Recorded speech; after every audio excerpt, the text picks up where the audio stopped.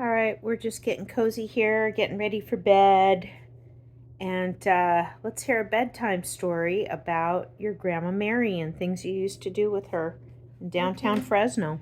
okay. Well, Grandma Mary was my mother's mother, and she was she lived alone in a little house in a way different neighborhood than we did in Fresno. And we lived in the Fresno High area, but she lived way over by Roosevelt High School, and she often took the bus downtown. She didn't never drove.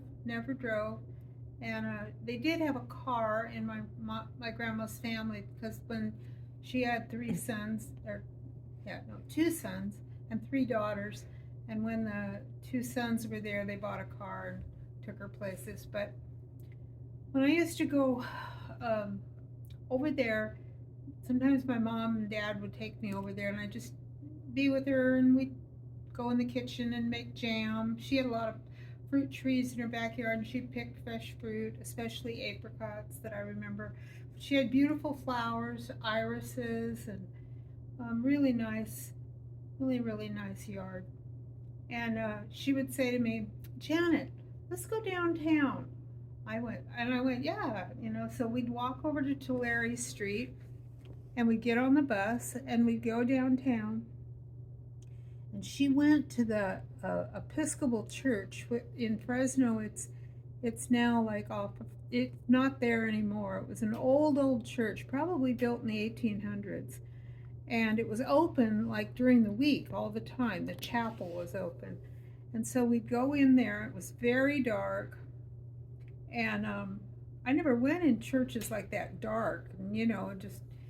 Just a couple of candles up in the front, and then we'd walk up the aisle and we'd look around, and she'd put a penny or whatever, she put a little coin in this jar, and she'd get a candle, and then she'd put it in a certain place, and she'd light it, and she let me kind of help her, and it was dark and a beautiful worship place because it was just so silent and just private, and just felt like my grandma and me and God in that little room.